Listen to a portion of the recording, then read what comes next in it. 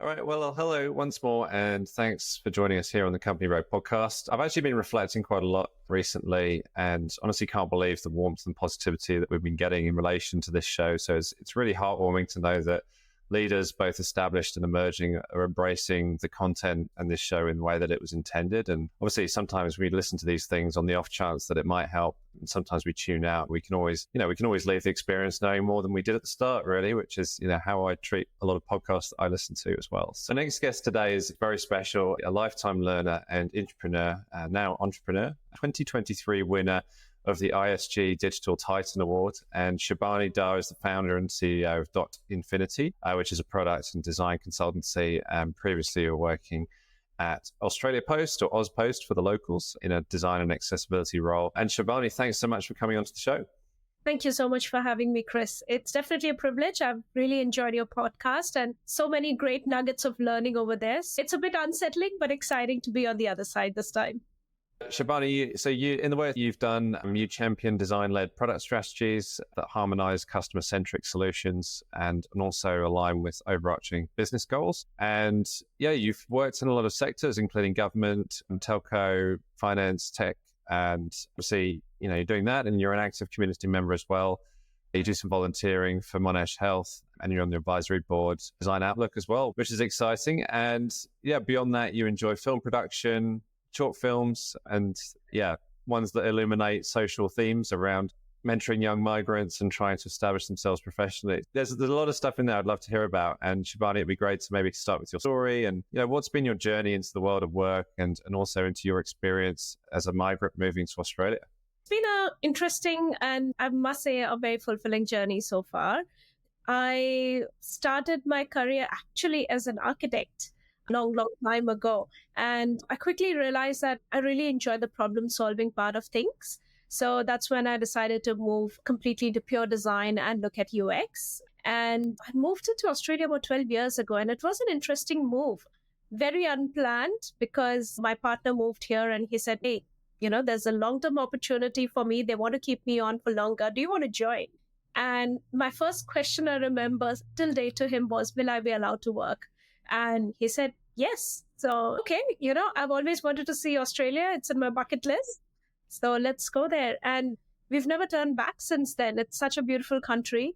And it was an interesting journey coming here and almost hitting a reset to my career. And I think that's one thing which most migrants face over here, because to have your skill set almost, come back to zero, not because of anything else, but the factor that, you don't have local experience. And we all face that. I also faced that at the start of my journey. And that struggle to prove that, no, I did have global experience and I did know how to solve problems. And the language of problem solving is the same everywhere. That was a bit of a hard sell, but eventually got there. And thanks to a lot of people who helped in that journey. And it's a journey which is not just about proving your professional experience, but also your cultural experience. I think for anybody who's coming from a different geography and a different culture, it's obviously not just a culture shock, but also a lot of adjustment to do, and from both the sides. So we went through that, and I also went through that, had a lot of learning, had a lot of guidance. Lots of lovely people helped me through that. And then eventually slowly settled into the Australian workforce. And since then, it's been awesome. Yeah, wow. What a journey. There's so much that you've experienced in this time, obviously, in transitioning. And presumably some things as you were coming into the world of work that you were noticing for the first time. So, this shows a lot to do with intrapreneurs and how people as emerging leaders, more or less, kind of trying to navigate the world of work a little bit and how they can create positivity and impact. And, when you were coming into that work, what were some of the things that you were noticing to begin with? Work, do you mean in Australia or generally as a professional? Can be either. Yeah, it can be either. Whichever way. I think the one thing which stayed with me was authenticity in everything that we do. And I think that's also the whole core aspect of design, right? You're trying to solve problems and you're trying to solve authentic problems, which you really hear and see from the user. And I think that was a value which kind of stayed with me while I transitioned through different, organizations and workplaces. And I really enjoyed working for organizations which had an authentic value and really, make a different impact and a genuine impact for the user. So getting onto that, and then just understanding that as in terms of the work that I produced as well. Because when you come from a different culture, the way you produce work in a different place and a different geography and different culture, it's very different from what you do over here. And the way you approach work is also very different. So it was a bit of a learning curve, let me just say. And I remember my first few attempts over here in producing the work, I wasn't really that 100%. And simply because my expectation out of that pre-mid work check-in was very, what somebody would expect otherwise over here. So that was a bit of learning curve. And that's when I realized that it's really important to always give you 110% in even that smallest line you draw on paper. And it kind of pushed me to really push my learning as well and start to look at new things, how I can build more into whatever I'm producing over the years and over the ages.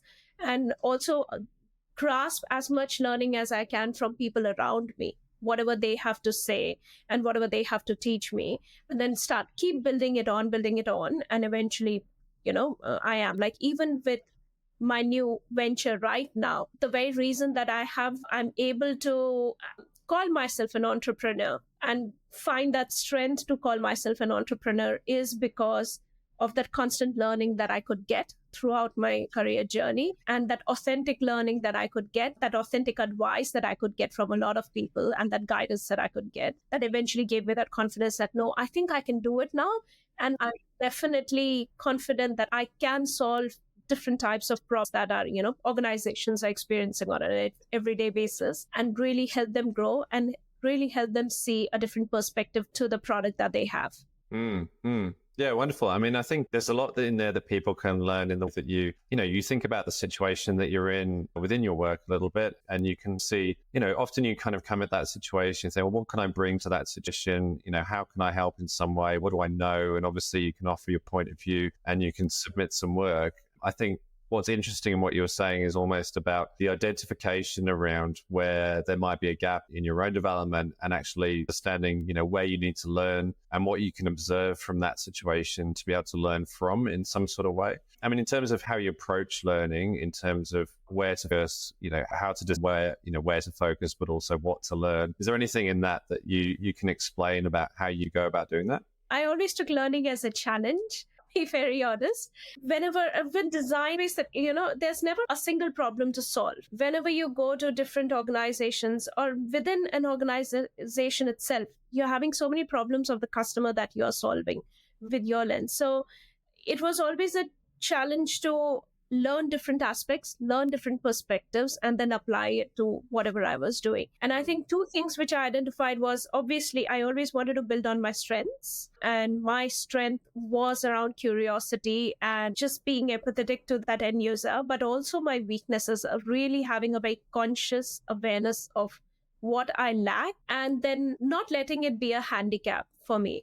I know nowadays everybody says that you must build on your strengths, don't worry about your weakness, but I felt that I didn't want to have my weakness as a handicap ever. As a kid, whenever I was growing up, I always remember the teacher would always give that feedback to my parents, and I used to dread parent-teacher meetings where they would say, oh, she's good, she knows everything, but she's very careless.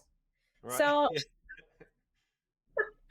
and it was like a stud, feedback that I would always get. And as I went into my professional, journey, and when I started it, I actually saw what my teachers meant, where I would forget about that tiny detail, or I would ignore that because I was very end outcome oriented. And then I realized that was becoming my handicap. That was my weakness, because I was so always looking at the bigger picture and that end outcome that I would forget about the finer details in the process.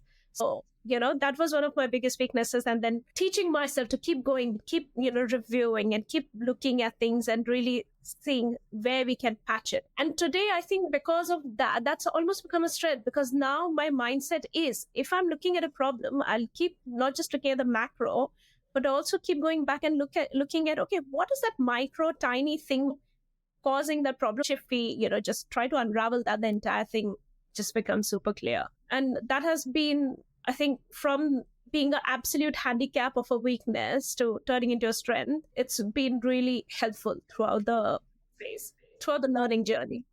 Yeah, yeah. No, it's a really cool story. I think there's a lot in and around, when you start hearing feedback, and obviously like we all hear feedback from a very young age from our parents, our friends, and, people that we spend time with. And then you go into this sort of school period where you're getting more formalized feedback, which is in the form of a report or in a meeting you're describing. And I can definitely relate to that moment where your parents have gone off to meet the teachers and you're thinking, okay, well, what's going to happen now? And, my dad was always structured, he'd write notes and then he'd want to debrief because he came from a corporate background himself. Yeah, I was kind of thinking about how we as people basically receive feedback or learn to receive feedback because, in that moment, I remember in my teens, I just hated it. I really didn't want the feedback. But then at some point, later in your career, when you're starting out and obviously you're going into different roles, when you're starting out further into your career, feedback is a very normal thing. And it becomes something that you have to accept and obviously take forward. And, from what you were saying was really great because I think the sooner that you can actually take it in and act upon it,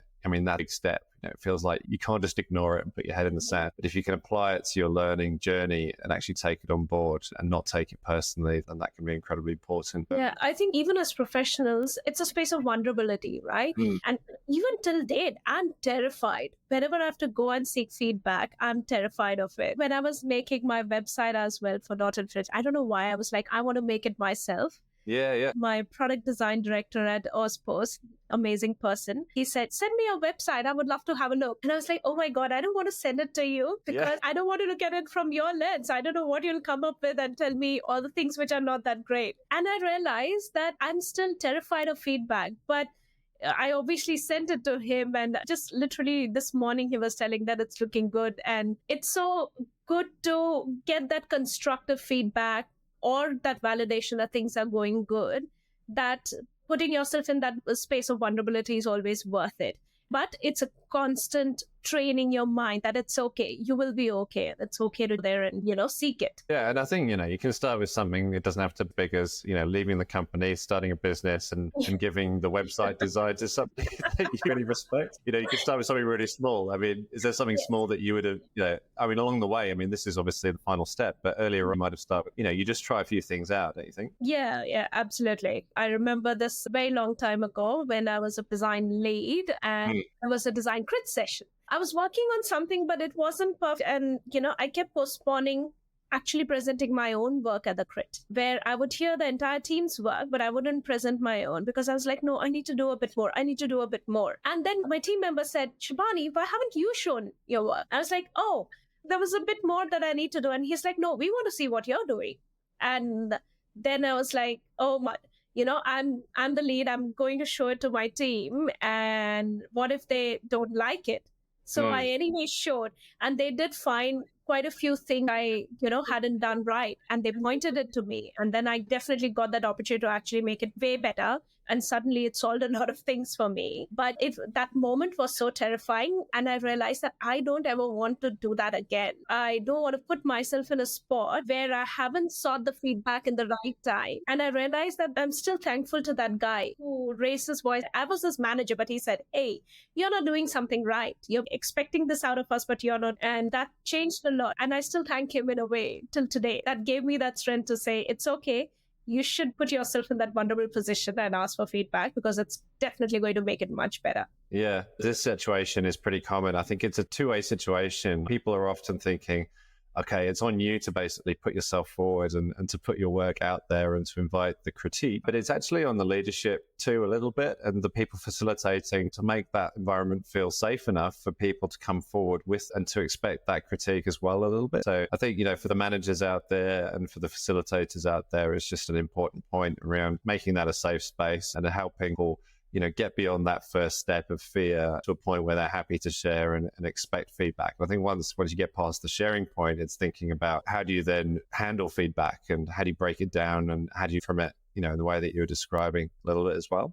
Yeah, absolutely. And I think as leaders, it becomes even more of a responsibility for us. And I think one thing which helps is to get away from that mindset that just because you know everything and you have to get everything right. I think as a leader, it's more about knowing what your strengths are, but building a team which is stronger in other things, so that they can help you where you are not great. And that involves knowing that you are not going to be perfect. In fact, your team is going to be way better than you in a lot of aspects. But you as a leader, it's your job to just make sure that they can work harmoniously together and you can tie it all together to build a comprehensive product. Definitely, that's been a great learning over the years. And I think that is something which, as leaders, we all should be conscious of. In that sense, getting to know your team, understanding the dynamics, and really getting the team to kind of gel from your experience in Ozpost or anywhere else, like, how have you gone about doing that yourself in a way that you felt has worked? With my team, we never saw either as, I always put myself as more of a facilitator for the team. And I loved building the team where everybody had a different area of strength, because that way they all could complement each other. They could complement me as, somebody who was putting it all together. And we all could literally come together as a cross-functional team of SMEs. But also in terms of, just helping them do their job and giving them that confidence that, yes, I trust you, do whatever you need to do for the problem, and I'll step in only when you require any help. Or if you need that further escalation or something, or if you need your roadblocks cleared, that's when I step in. Otherwise, I'm just there to be that facilitator and that support for you. That was one. And then secondly, always encouraging them to experiment.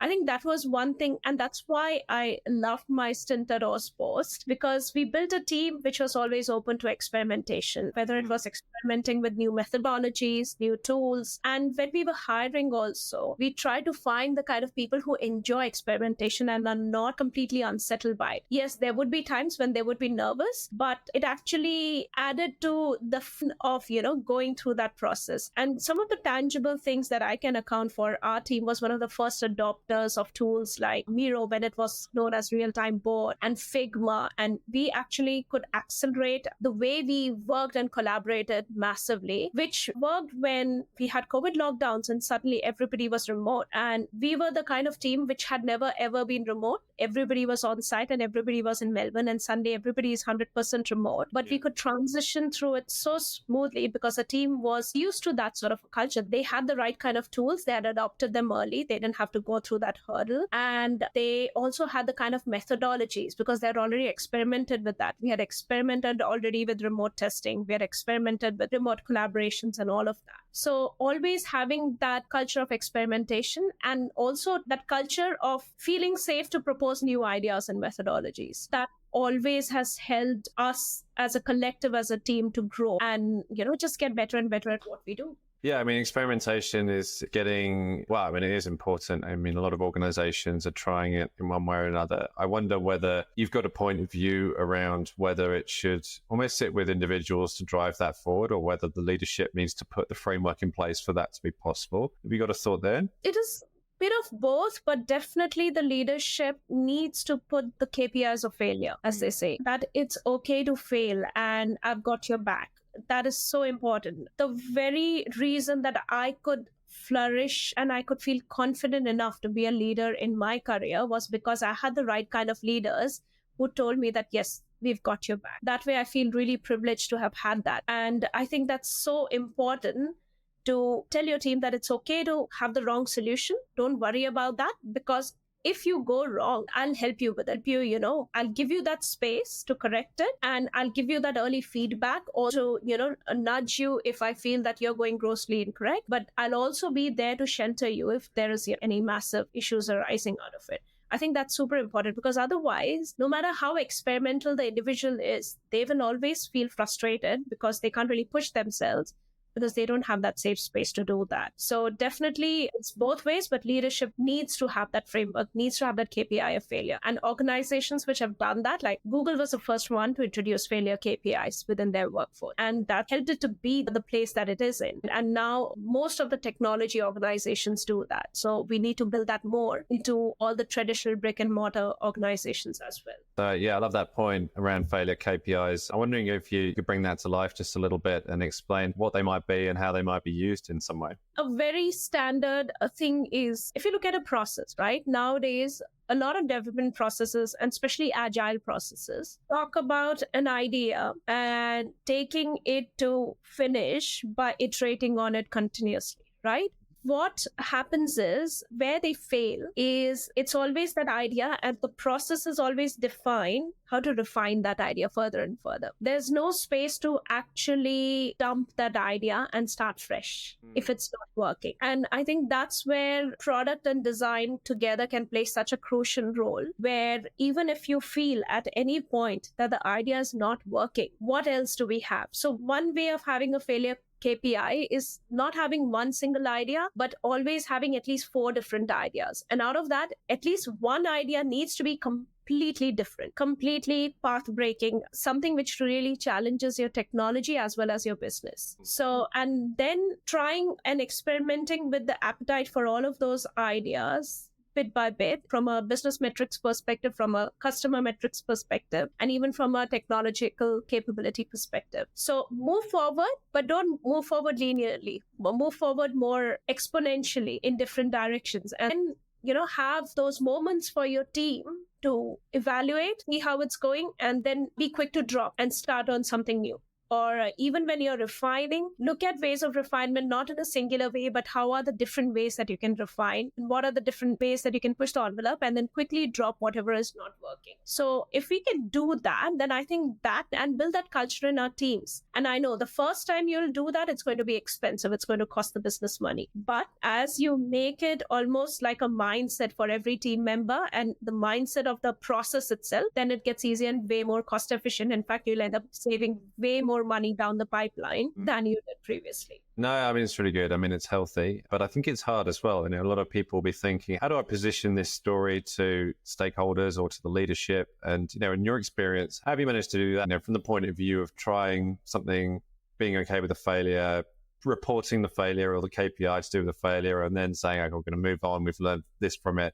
But how have you found that whole journey in terms of stakeholder management? It's definitely not been easy. And to be very honest, we haven't been able to do that all the time. Obviously, looking at the urgency of something and all of that. But wherever we could do it, we were rewarded for it. Because one way that we could do it successfully was grabbing data early on, whether it was qual or quant, just being very, very vigilant about whatever data we could get. Yeah. And there was one point where I essentially built a prioritization matrix, because we realized that while we are doing this, we are not able to prioritize ideas in a very mathematical way, in a very scientific way, if you would put it like that. Because whenever we used to prioritize, it would be almost like a finger in the air guess that this would work versus this would not work. Yeah. And that's one of the key problems in a lot of organizations today. They don't have any way to prioritize the maturity of an idea. And that finger in the air also needs to be an educated finger in the air, as they say. So that's when I essentially built this prioritization matrix, where essentially we measure the idea in terms of relative values from its customer impact lens, from its business impact lens, and even its technological feasibility lens. We might not have the exact data, and that's a very real problem. In most Australian organizations today, data capture maturity is not. So how do you really put that educated guess? So you look at, okay, say for example, it's a login problem. So how do you really look at, okay, from a customer impact, is it impacting all of my customers? What is the severity of the issue? If the customer doesn't get in, what is the impact to the product? So how severe it is? What is the reach? How many customers is it really impacting? We may not have the data, but we would know that given this is a product and this is the kind Australian population that it reaches to, say it's impacting 30% of our customers. And then how many times is it impacting it? Given in a journey, is it just coming once or is it coming multiple times? So there are different ways that you can actually give a very educated finger in the air, as they say, to be able to build that data and that metric by which you can essentially get that KPI of failure. Does that make sense? So, and same way you can unpack business, you can unpack tech feasibility also, especially for brick and mortar businesses. You can look at the impact of the problem in terms of whether it's impacting just that digital business or it's impacting other aspects of the business. And based on that, scale becomes exponential. So essentially, I built ways by which we can measure in a relative way and take a more informed guess and build more confidence into those guesses so that we could actually trash a lot of the ideas that we could come up with very quickly instead of taking it forward. So I think that point around the data and the metrics is really important. The fact that you often need to take a leap of faith and find a way to get maybe a little bit more creative with the numbers and basically say, okay, I don't know for sure that it's going to be 30% of the customer base that are going to be affected by this or that will be helped by this. But I think you can make some assumptions, and I think you have to be a little bit more creative in the way that you use the data and then how you tell that story through the presentations that you make, obviously, to your stakeholder groups as well. But that part's hard. I don't know, how have you found that working and who have you involved in that sort of process to make it work well for you?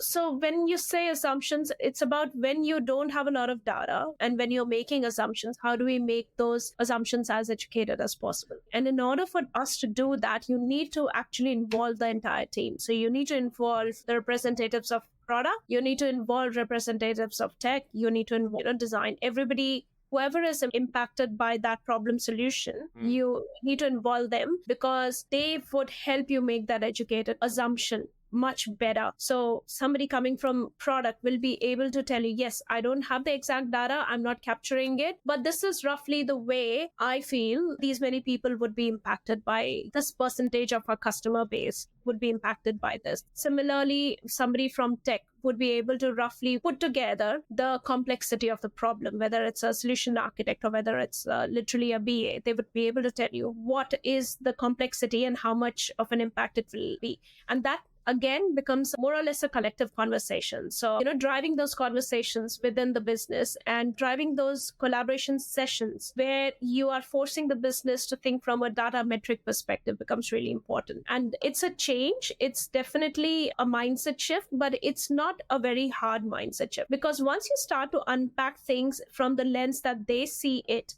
it's much easier for them to make those educated assumptions than it would be if you just told them that, oh, this is going to be a massive customer problem. It's about helping them unpack the problem from their lens so that they can put some educated numbers to it. I also want to add to that, and maybe it's a bit of a build, but it's around the fact that when you're working with the stakeholder groups, you can almost hear and see the things that they would find most important, right? And the things that they know about, they talk about a lot. So I think you can pick up a lot of clues in that respect in knowing, where they want to focus, what they've got available, what they're talking about, where they want to take things. Exactly. And so yeah, from that point of view, how do you then channel that sort of observation into a bit of a discussion and facilitate that around, if you're thinking about impact or value and you're thinking about effort and how you might evidence that and how you might break it down. So you could facilitate the conversation as, as an entrepreneur or a leader, you could say, okay, well, what do we mean by value? How are we defining it? What are the questions? And you can get everyone to kind of give their point of view around that. And then obviously you can align on what it means because, the impact and effort, arbitrary kind of scoring that's done a lot of time with these ideas is like, well, we'll just do it, but we won't actually know what's behind that and what the breakdown of value and its definition actually is. But what you're describing is really great because it means that you can actually put some real texture and definition around that and be quite specific about what it is you're aiming at and with the data to support. So that's really cool. And is that been for mainly, new products or like when have you used this sort of thinking and methodology?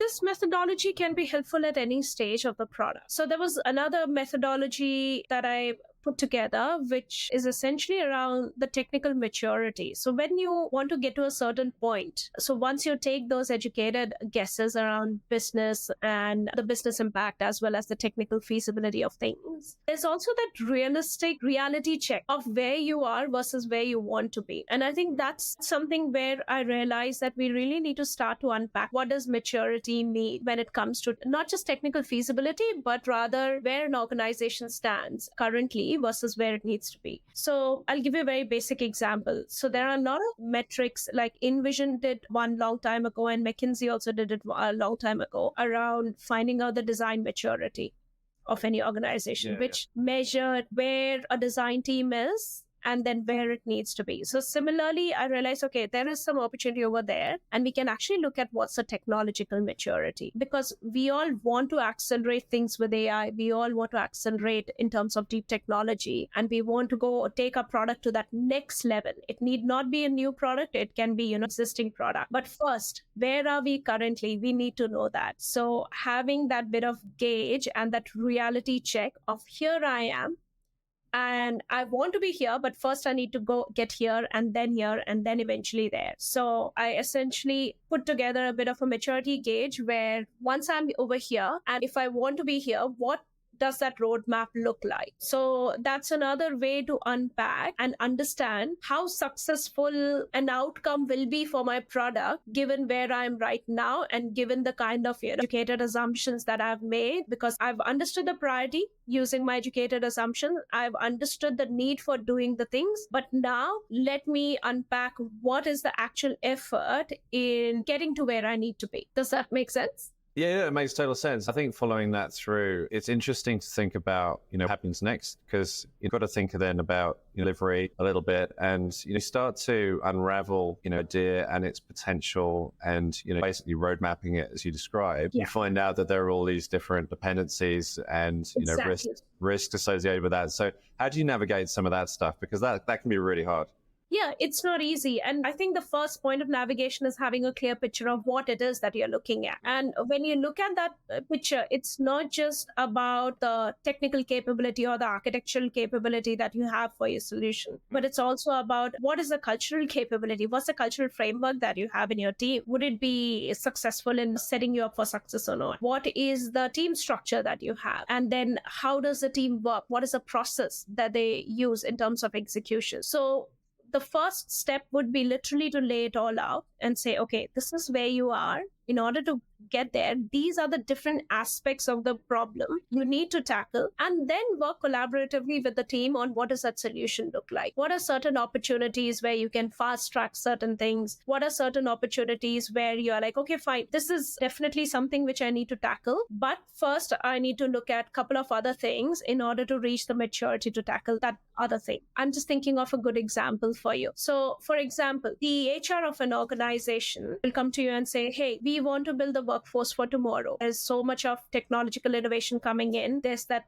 constant fear that AI will replace jobs. So what does our workforce for tomorrow look like? How do we better support the workforce, which we will need to hire 3 or 4 years down the line? So in order to do that, you're not just looking at your hiring structure. You're not just looking at your current people structure and your current organization structure, but you're also looking at what are the kind of tools that the team is using. What is the kind of culture? Is there a culture of innovation to support the workforce for tomorrow? Is there a culture of learning in order to support the workforce for tomorrow? Is there the right kind of process framework which is there to support whatever the new cultural innovations or new technical innovations that you are hoping to propose to support the workforce for tomorrow? So you need to look at all of that. You need to look at where the organization currently stands and then look at, okay, with each of these different aspects, what's the maturity level and how we can help push that to that next level. I mean, I think from a visibility point of view, that's always going to help. The part I'm also interested in is probably around, I want to call the great unraveling, which is where you want to fix something within the organization, but realize that it's tied to 10 other business units and teams and other work and legacy tech that you've got to figure out. And like when it gets more and more complicated, how do you figure out some of that sort of stuff? That's never easy, but it's a slow process and there's no templatized solution for that. I think it differs with every organization of understanding, okay, what are the dependencies? What are the different aspects of dependencies that we need to consider? And how mature are the different business units that are tied to it? Because one thing which I realized in my experience being part of some really large organizations in Australia was that different business units have different maturity. And when I say maturity, it means maturity in production or maturity of coming up with a product solution. So based on that, I've had to essentially tackle it differently, whether it's Australia Post or Telstra, looking at different, whenever we have had to produce a product, looking at different teams and then where they are right now, how do they work, how do they talk to product and design, how do they even introduce the problem in the first place, and how do we improve the conversations within the team, how do we improve their processes within that for each, and then finally, do we kind of make all these different business units come together for that eventual problem solution. First step was obviously visibility, second step is assessing the maturity, and then third step is collaborating and working out, how do we really unpack and solve for those gaps eventually. And I would say then towards that solution, another step would be really making those gaps visible and giving them tangible data and tangible steps on how do you essentially fill those gaps. That's a really helpful breakdown, I think, for a lot of people that are trying to navigate that space. And yeah, it can be really confusing when you don't know what the logical next step is because you're in the situation, you still want to reach the outcome, but without a framework and without a leader saying this is where it should go. You're trying to get allies and you're trying to get clues for what should be done next. It can be really hard. So yeah, that's really helpful. And with allies as well, I think one of the crucial steps to forming allies in the business is understanding where they are coming from and what's in it for them. And what is it that will make them look good as well? Because at the end of the day, you want everybody to come together and work in a unified manner towards a problem. But realistically speaking, that's a utopian scenario. So everybody has their own agendas, not in a negative way, but rather in a professional way. Everybody has their own KPIs to meet. So how can you help them meet their KPIs so that you can meet your own KPI? If you're helping them meet their KPIs, that's when they will become your allies, because then they feel that, it's a benefit for them as well. And that's how human beings work at the end of the day. Everybody wants their bit of benefit. Unless somebody is in a position of benefit, they will not be able to be in a position to give as well. We need to understand that. You can't go to somebody who does not have any money and beg for $5. They will need to have at least $10 to be able to lend you $5. Does that make sense? So it's the same way in terms of a corporate organization. Unless they are able to meet their KPIs, they would not be able to help you. And they will not see a shared purpose. I mean, do you think it is that, put my parachute on before somebody else's or life jacket, or like people got to take care of their own KPIs before they can help you? Do you reckon that's the case? Or do you reckon you can do it all together? We can do it all together. I think it's about making their KPI as a shared KPI, having those shared goals and having that shared vision. It's about essentially giving them that lens so that they can see that your vision is also their vision. It's not about helping them achieve their KPIs and then forgetting about your own, but rather, okay, how can we build a shared vision together? How can we work towards it collectively in a way that it benefits all the business units involved? And people also find a lot more purpose in doing that, because no business unit wants duplication of work. They don't want another business unit to do exactly what they have been doing. And this is a very real case. In one of the organizations that I've worked previously, there was a business unit that was building a solution, and there's considerable amount of effort building that solution, only to realize when they socialized that solution that another business unit in the organization actually had built that solution for another offering already. And it was so much of time and so much of money wasted over something which was not required. But this is a reality with most big organizations right now. So how do we avoid that redundancy? How do we avoid that duplication of effort and actually have one shared vision which everybody's aware of, everybody has the visibility of, and so that everybody's working towards one goal without really duplicating and doubling up at all. What's a number of organizations where the KPIs have been more secret in a way, was at an individual level and agreed with your manager, and other organizations where they've been much more public. You work at Salesforce or Oracle and in other places I've been fortunate enough to work, it just feels like there's an open way to do it and you can see exactly how it's laddering up to the whole direction of the business in a way. Yes. Have you had an experience of that as well? Yeah, and I think some of the best examples that I've seen where some of the most successful businesses have actually had open KPIs, and everything is visible, everything is shared, and everybody's aware of what other business unit is doing and what they're responsible for. So having secretive KPIs doesn't help, and it just promotes that culture of secrecy and culture of non-collaboration, if that's a word. But it always promotes that, and there's no benefit in that. I think more and more organizations now, and some of the most advanced tech organizations in the world, are going towards more visible KPIs, so open KPIs. Yes, some of the individual's development is worth keeping personal to that individual and private to that individual and between them and their manager, because that is a very personal thing. The outcome of the development, which is essentially the KPI, should be a shared outcome. It's only then that as an organization you can move forward, because everybody's not going in different directions. Everybody has got a unified direction. Sometimes we have to accept that we can only do so much ourselves, and we can put ourselves into all these situations and have the KPIs and deliver them. But if they're not actually benefiting the broader team or the business in some way, then it's basically just you, isn't it? So Yeah, exactly. And that comes down again to the structure of teams as well. The very reason why we need to have different types of skill sets contributing to the team and, coming that, as I had mentioned, that cross-functional team of experts is because they are sharing a KPI, and yet what they bring to the table is very different from the other. And that way there is never conflict. In an ideal world, there's no conflict of interest. Everybody's contributing in the way they can contribute the best, and there's no overlap, and, everybody's contributing towards that shared goal.